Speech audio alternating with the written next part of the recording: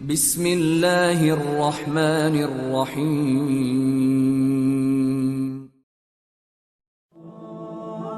احقاف قوم عاد کا مسکن تھا۔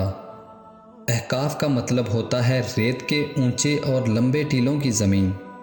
یہ علاقہ یمن اور عمان کے درمیان بکھرا ہوا تھا۔ یہ قوم یہاں 8500 سال قبل آباد تھی۔ اللہ تعالیٰ نے انہیں سرسبز کھیتیاں دے رکھی تھیں۔ جانور، پانی اور وافر خوراک بھی انہیں عطا کیا ہوا تھا۔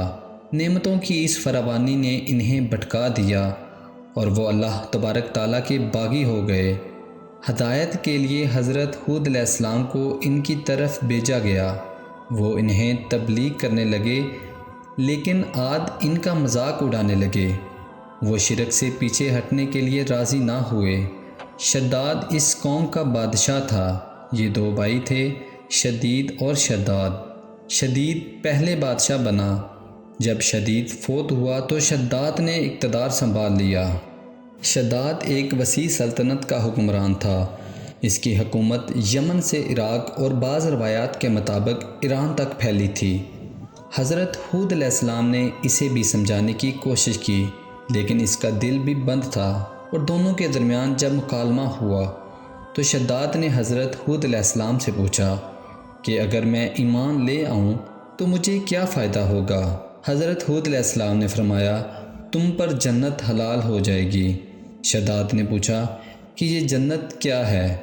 حضرت ہود علیہ السلام نے اسے جنت کا نقشہ بتایا۔ شداد نے دعویٰ کر دیا کہ یہ کیا بڑی بات ہے، میں بھی ایسی جنت بنا سکتا ہوں۔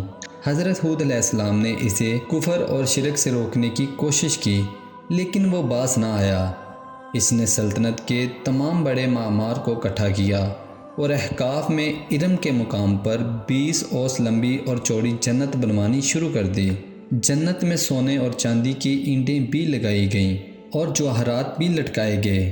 اس نے شہد، دودھ اور پانی کی نہریں بھی رواں کر دیں۔ دنیا جہاں کے درخت، پودے اور پھول بھی لگا دیے۔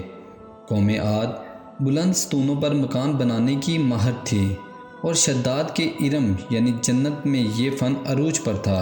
ریت کے ٹیلوں کے درمیان بلند ستون تھے، اور ان ستونوں پر سونے اور چاندی کی عمارتیں کھڑی کر دی تھیں۔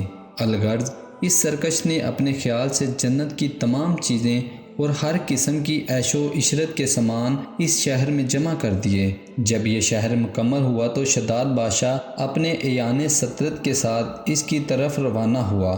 جب ایک منزل کا فاصلہ باقی رہ گیا تو آسمان سے ایک ہولناک آواز آئی، جس سے اللہ تعالیٰ نے شداد اور ساتھیوں کو ہلاک کر دیا، اور وہ اپنی بنائی ہوئی جنت کو دیکھ بھی نہ سکا۔ حضرت امیر معاویہ رضی اللہ تعالیٰ عنہ کے دور حکومت میں جب حضرت عبداللہ بن کلابہ اپنے گمشدہ اونٹ کو تلاش کرتے ہوئے صحرائے عدن سے گزر کر اس شہر میں پہنچے اور اس کی تمام زینتوں اور آرائشوں کو دیکھا، مگر وہاں کوئی رہنے والا انسان نہیں ملا، تو یہ تھوڑے سے جواہرات وہاں سے لے کر چلے آئے۔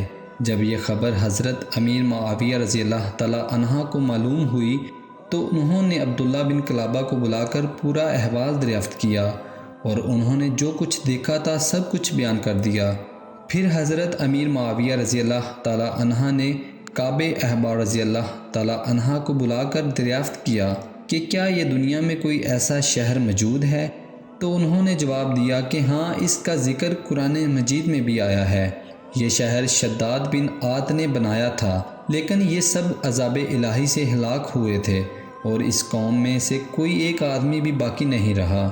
اور آپ کے زمانے میں ایک انسان جس کی آنکھیں نیلی، قد چھوٹا اور اس کے ابرو پر ایک تل ہوگا، وہ اپنے اونٹ کو تلاش کرتے ہوئے اس ویران شہر میں داخل ہوگا۔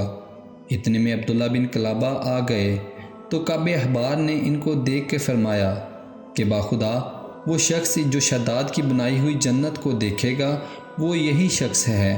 قوم عاد اور دوسری سرکش قوموں کا حال بیان کرتے ہوئے قرآن مجید میں سورہ فجر آیت نمبر 8 میں اللہ تعالیٰ ارشاد فرماتا ہے، کیا تم نے نہیں دیکھا کہ تمہارے رب نے عاد کے ساتھ کیا کیا؟ وہ ارم حد سے زیادہ طول والے کہ ان جیسا شہروں میں پیدا نہ ہوا ہو، اور سمود جنہوں نے وادی میں پتھر کی چٹانیں کاٹیں اور پھر فرعون کو جو مکھا کرتے یعنی سخت سزائیں دیتا، اور جنہوں نے شہروں میں سرکشی کی تو پھر ان میں بہت فساد پھیلایا، تو ان پر تمہارے رب نے عذاب کا کوڑا بقوت مارا۔ اللہ اکبر۔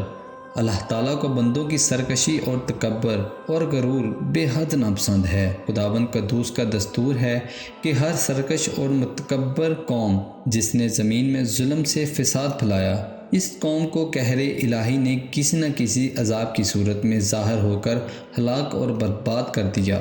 اللہ تعالیٰ سے دعا ہے کہ اللہ تعالیٰ ہمیں حضرت محمد صلی اللہ علیہ وآلہ وسلم کے بتائے ہوئے راستوں پر چلنے کی توفیق عطا فرمائے۔ آمین ثم آمین۔